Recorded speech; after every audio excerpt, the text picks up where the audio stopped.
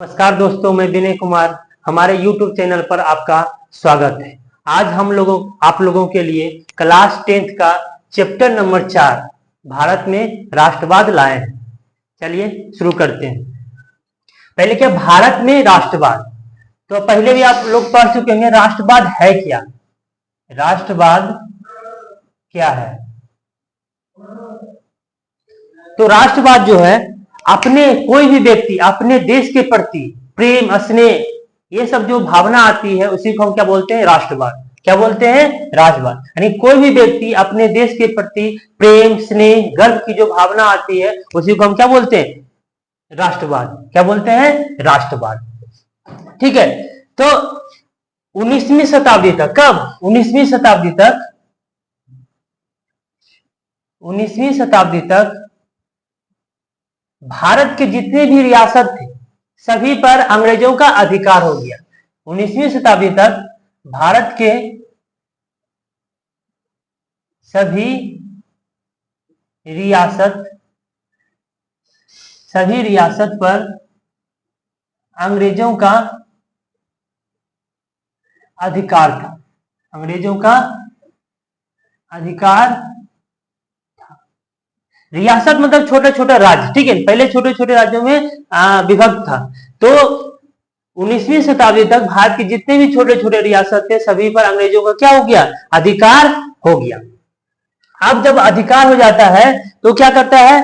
पूरे भारत में सभी वर्गों पर वो शोषण करते, गरीब हो अमीर हो, सबका क्या करता है? शोषण करता है। सभी का क्या करता है? शोषण करता है। अब जब शोषण करता है तो भारत के लोगों के बीच असंतोष पैदा होता है। क्या होता है? असंतोष। और इसका क्या भारत लोग क्या करता है? विरोध करते हैं। क्या करते हैं? विरोध करते हैं। उसके बाद पढ़ेंगे राष्ट्रवाद, यानी भारत में जो राष्ट्रवाद हुआ उसका क्या कारण है?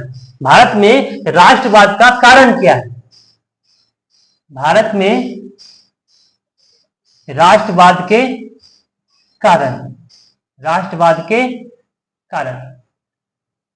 ठीक है, भारत में राष्ट्रवाद के कारण। तो सबसे पहले कारण में पढ़ेंगे राजनीतिक कारण। क्या पढ़ेंगे? राजनीतिक कारण। यानी भारत में राष्ट्रवाद का पहला कारण आपका क्या हो गया? राजनीतिक कारण। कौन सा कारण? राजनीतिक कारण। ठीक है। अब देखिए, भारत का जो शासन है वो ब्रिटिश हुकूमत के द्वारा, महारानी के द्वारा चलता था। ठीक है ना। तो उसी समय 1858 में महारानी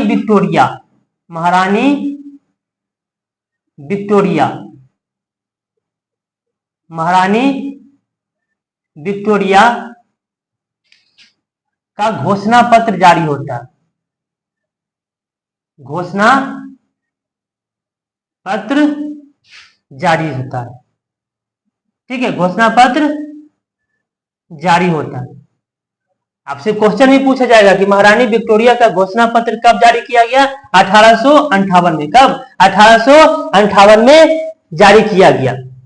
अब इस घोषणा पत्र के साथ साथ, ठीक है, जितना भी भारत का जो रियासत था, जितना भी रियासत था सभी क्या हुआ? अंग्रेजों के अधीन हो गया। यानी भारत के सभी रियासत अंग्रेजों के अधीन हो जाता है। अंग्रेजों के, ठीक है, कब्जे में आ जाता है।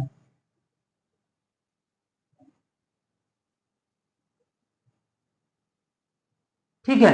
तो महारानी विक्टोरिया का घोषणा पत्र कब जारी होता है? 1858 में, जिसके द्वारा भारत की जितने भी रियासत है सभी पर क्या होता है? अंग्रेजों का अधिकार हो जाता है, यानी अंग्रेजों के अधीन आ जाते हैं। ठीक है।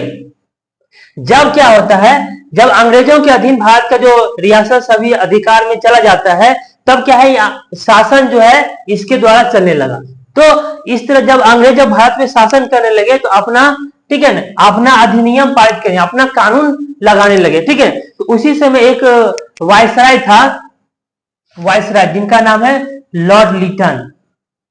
वायसराय, जिनका नाम क्या है? लॉर्ड लिटन। क्या नाम है? लॉर्ड लिटन। क्या नाम है? लॉर्ड लिटन। ठीक है।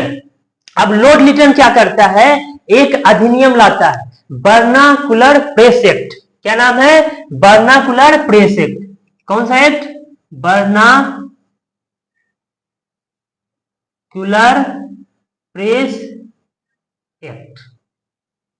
ठीक है, कौन सा अधिनियम लाता है, वर्नाकुलर प्रेस एक्ट। कब लाता है, 1858 में, 1878 सॉरी 1878 में। वर्नाकुलर प्रेस एक्ट कब आता है, 1858 में। ठीक है, अब ये ऐसा एक्ट होता है कि भारत के जितने भी समाचार पत्र हैं उस पर प्रतिबंध लगा देता है। ठीक है, सभी पर क्या आता है, कठोर प्रतिबंध लगा देता है। भारत के समाचार पत्र पर, भारत के समाचार पत्र पर, समाचार पत्र पर प्रतिबंध लगाता है, प्रतिबंध लगाता है। ठीक है, तो इस वर्नाकुलर प्रेस एक्ट के द्वारा भारत के जितने भी समाचार पत्र है सब पर क्या होता है, प्रतिबंध लगा दिया जाता है। और ये अधिनियम जो है वो कब आता है, 1878 में। कब आता है, 1878 में। और कौन लाता है, लॉर्ड लिटन लाता है। कौन लाता है, लॉर्ड लिटन। कौन लाता है, लॉर्ड लिटन। अब याद रखना, इस वर्नाकुलर प्रेस एक्ट के डर से एक पत्रिका था जिनका नाम है, एक पत्रिका है जिसका नाम है अमृत बाजार पत्रिका। क्या है, अमृत बाजार पत्रिका। ठीक है, कौन सा पत्रिका, अमृत बाजार पत्रिका। अब इस अमृत बाजार पत्रिका के संपादक थे शिशिर कुमार घोष। क्या नाम है, शिशिर कुमार घोष। क्या नाम है, शिशिर कुमार घोष। ठीक है, अमृत बाजार पत्रिका जो है, ठीक है, इसका संपादक कौन है, शिशिर कुमार घोष। अब क्या करता है, इस वर्नाकुलर प्रेस एक्ट के डर से ये रातों रात अपना भाषा चेंज कर लेता है। अपना भाषा क्या कर लेता है, चेंज कर लेता है। पहले ये बंगाली में छपता था, अब बंगाली से अंग्रेजी कर लिया। क्या कर लिया, बंगाली से अंग्रेजी कर लिया। यानी अपनी भाषा जो है, अपनी भाषा बंगाली से अंग्रेजी कर लेता है, बंगाली से अंग्रेजी कर लेता है। ठीक है, अपनी भाषा क्या करता है, वो बंगाली से अंग्रेजी कर लेता है। ठीक है, याद रखना, इसमें याद रखना है कि वर्नाकुलर प्रेस एक्ट कब आया, 1878 में। कब आया, 1878। क्यों आया था, कि भारत के जो समाचार पत्र है उसमें कठोर प्रतिबंध लगाने के लिए। इसी के डर से एक पत्रिका होता है अमृत बाजार पत्रिका, अमृत बाजार पत्रिका। ठीक है, इसके संपादक कौन होते हैं, शिशिर कुमार घोष। और ये अपनी भाषा क्या करता है, बंगाली से अंग्रेजी कर लेता है, बंगाली से अंग्रेजी कर लेता है। ठीक है, चलिए आगे। फिर उसके बाद समझ में आ गया ये, अब इसको मिटा देते हैं।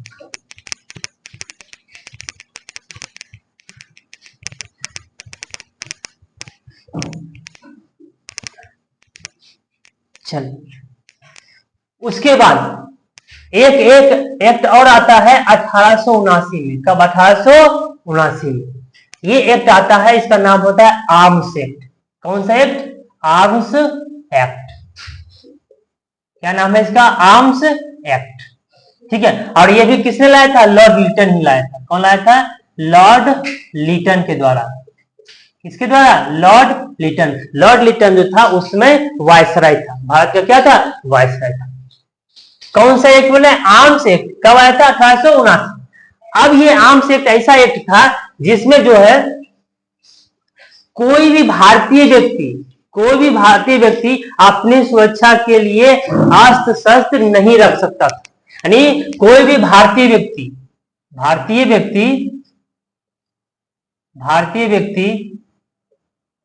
अपनी सुरक्षा के लिए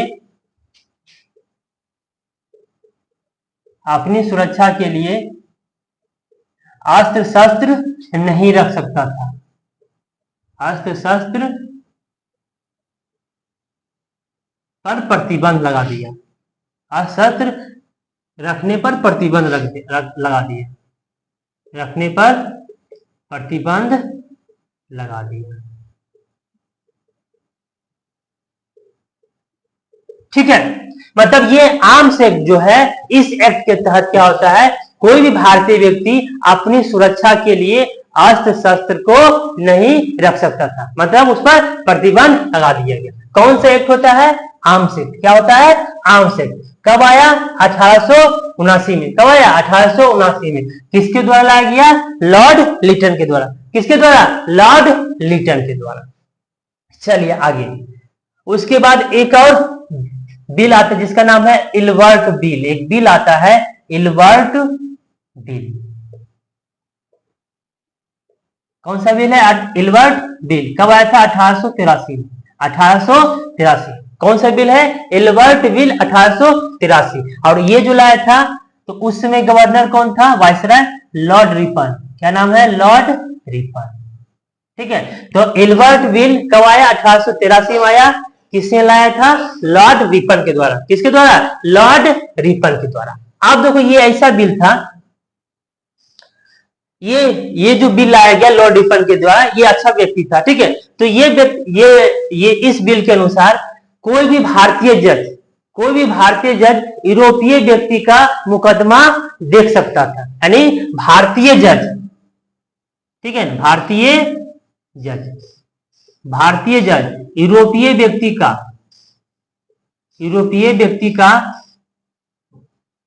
मुकदमा का सुनवाई कर सकता था। मुकदमा का सुनवाई कर सकता था,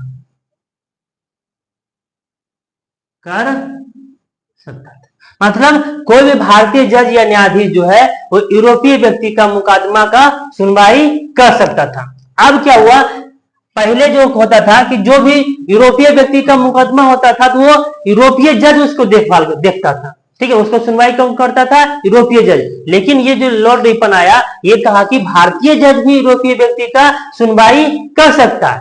अब जिससे क्या होता है, ठीक है, यूरोप के व्यक्ति जो अंग्रेज जो है वो क्या हो जाता है, नाराज हो जाता है। क्या हो जाता है, नाराज हो जाता है, जिसके कारण लॉर्ड रिपन को इस बिल को वापस करना पड़ता है। ठीक है, इस बिल को क्या कर देता है, समाप्त कर देता है। ठीक है, तो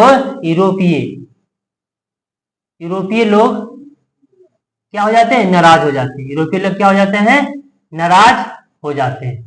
ठीक है, नाराज हो जाते हैं, जिसके कारण, ठीक है, जिसके कारण क्या होता है, इस बिल को समाप्त किया जाता है, समाप्त कर दिया जाता है। यानी इल्बर्ट बिल को समाप्त कर दिया जाता है, समाप्त कर दिया जाता है। ठीक है, समझ में आया। मतलब इल्बर्ट बिल जो है वो कब आता है, 1883 में आता है। कौन लाता है, तो लॉर्ड रिपन लाता है। कौन लाता है, लॉर्ड रिपन। अब ये ऐसा बिल होता है जिसमें कोई भी भारतीय न्यायाधीश या जज यूरोपीय व्यक्ति का मुकदमा का सुनवाई कर सकता था। ठीक है, लेकिन क्या हुआ, यूरोपीय लोग क्या हो गया, इससे नाराज हो जाता है। क्या हो जाता है, नाराज हो जाता है, जिसके कारण इस बिल को क्या करना पड़ता है, वापस यानी समाप्त कर दिया जाता है। इस बिल को क्या किया जाता है, समाप्त कर दिया जाता है। ठीक है, समझ में आया। चलिए आगे,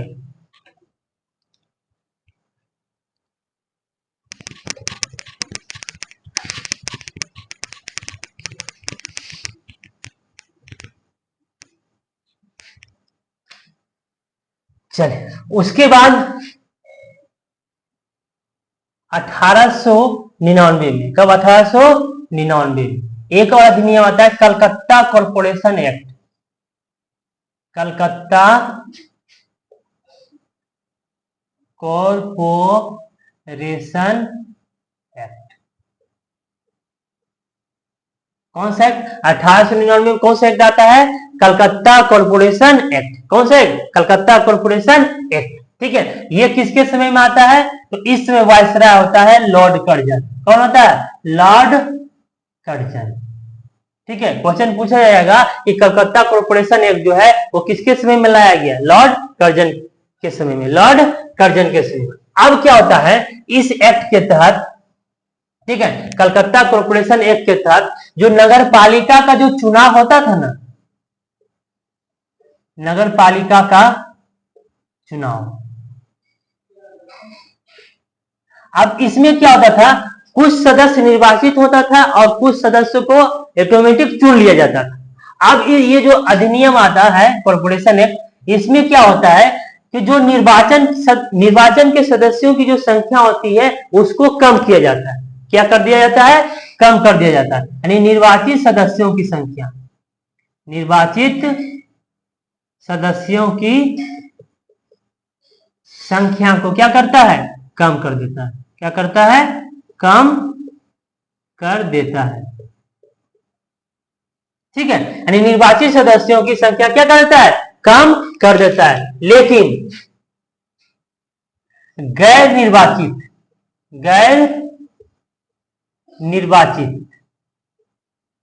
निर्वाचित सदस्यों की संख्या को बढ़ा देता है। सदस्यों की संख्या को बढ़ा देता है। ठीक है, मतलब क्या है, इस कलकत्ता कॉर्पोरेशन एक्ट के तहत क्या होता है, नगर पालिका का जो चुनाव जो होता था उसमें जो निर्वाचित के द्वारा जो सदस्य चुना जाता था उसकी संख्या को क्या कर देता है, कम कर देता है। उस संख्या को क्या करता है, कम कर देता है। और जिसका चुनाव नहीं होता था उसके सदस्यों की संख्या को क्या करता है, बढ़ा देता है। मतलब वह गैर निर्वाचित, मतलब जो बिना निर्वाचन के सदस्यों जो चुना जाता था उसकी संख्या को क्या किया, बढ़ा दिया। यही आपका हो गया कलकत्ता कॉर्पोरेशन एक्ट। कब आया, 1899 में। किसने लाया, लॉर्ड कर्जन ने। ठीक है, इसमें क्या हुआ, नगर पालिका में जो चुनाव होता था उसमें निर्वाचित सदस्यों की संख्या को कम किया गया और गैर निर्वाचित सदस्यों की संख्या को क्या किया, बढ़ा दिया गया। ठीक है, समझ में आया।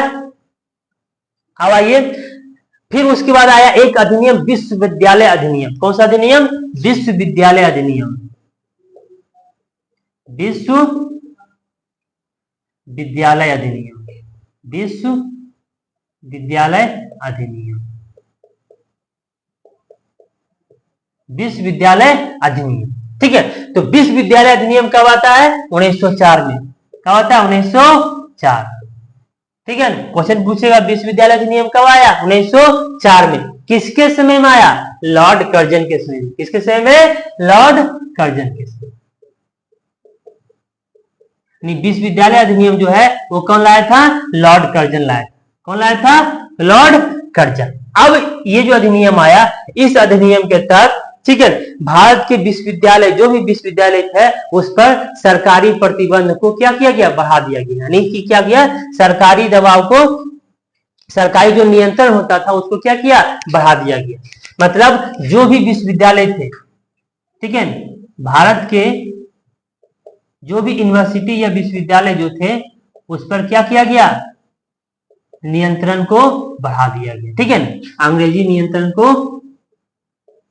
अंग्रेजों के नियंत्रण को क्या किया गया, बढ़ा दिया गया, बढ़ा दिया गया। ठीक है, मतलब विश्वविद्यालय जो चल रहा था उसमें अंग्रेजों का नियंत्रण जो था उसका नियंत्रण क्या किया और बढ़ा दिया गया। ठीक है, कौन सा अधिनियम है, विश्वविद्यालय अधिनियम। कब आया था, 1904 में। किसके समय में, लॉर्ड कर्जन के समय में। क्या हुआ, भारत की विश्वविद्यालय पर अंग्रेजों के नियंत्रण को क्या किया गया, बढ़ा दिया गया। ठीक है, समझ में आया। चलिए आगे।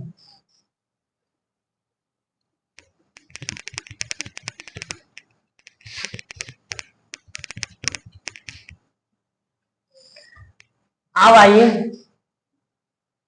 1904 के बाद 1905। 1905 में होता है बंगाल विभाजन। क्या होता है, बंगाल विभाजन, बंगाल विभाजन। ठीक है, बंगाल विभाजन कब हुआ था, तो याद रखना 1905 में। कब, 1905 में। ये परीक्षा में आएगा, बंगाल विभाजन कब हुआ, 1905 में।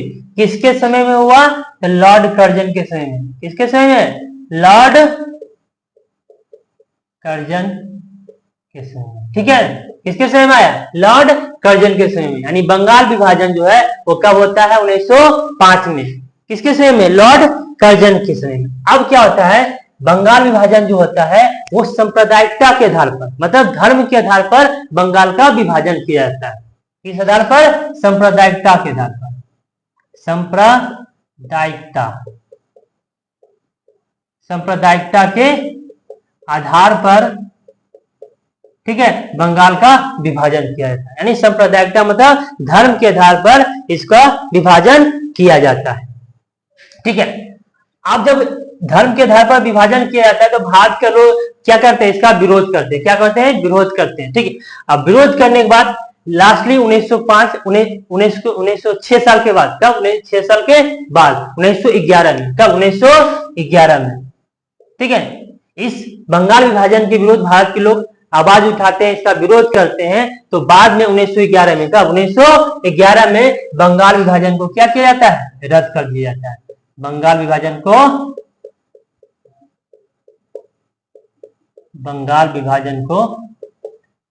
रद्द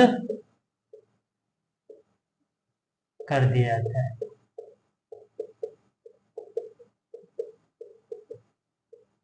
ठीक है। बंगाल विभाजन को क्या किया था, रद्द कर दिया था। कब, 1911 में। बंगाल विभाजन को रद्द कब किया गया, 1911 में। अब ये क्वेश्चन और पूछेगा कि जो बंगाल विभाजन जो रद्द किया गया उस समय गवर्नर कौन था, उसमें गवर्नर कौन था। तो याद रखना है लॉर्ड हार्डिंग द्वितीय। क्या नाम है, लॉर्ड हार्डिंग द्वितीय, लॉर्ड हार्डिंग द्वितीय, ठीक है। ये क्वेश्चन 2025 में, ठीक है, बोर्ड में पूछा गया है कि बंगाल विभाजन को रद्द किसके समय में किया गया। तो लॉर्ड हार्डिंग के समय में, लॉर्ड हार्डिंग द्वितीय के समय में इसको क्या किया गया, रद्द कर दिया गया, ठीक है। उसके बाद चलिए, उसके बाद 1907 में, 1905 के बाद एक 1907 में आता है अधिनियम, 1907 में, ठीक है। 1907 में एक और अधिनियम होता है देशद्रोही सभा अधिनियम। क्या है, कौन सा अधिनियम, देशद्रोही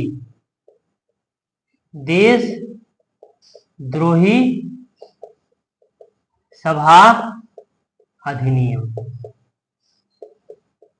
ठीक है। कौन सा अधिनियम, देशद्रोही सभा अधिनियम। कब आता है, 1907 में। कब आता है, 1907 में। देशद्रोही सभा अधिनियम का कब आता है, 1907 में। अब इस अधिनियम के द्वारा क्या होता है, जो भी सभा होता था उस पर क्या किया गया, रोक लगा दिया गया, ठीक है। यानी जो भी सभा होता था उस सभा को पर क्या किया गया, रोक लगा दिया गया, सभा पर रोक लगा दिया गया, ठीक है। मतलब जो भी अंग्रेजों के विरुद्ध जो सभा हो रहा था वो जो उस सभा पर रोक लगा दिया गया। क्या किया गया, रोक लगा दिया गया, ठीक है। तो समझ में आया। आज आप लोगों के लिए 1905 1907 तक बताएं, फिर अगला वीडियो में आप लोग को बताएंगे। आपको ये वीडियो कैसा लगा कमेंट बॉक्स में इसके सुझाव दें, ठीक है। थैंक यू, धन्यवाद।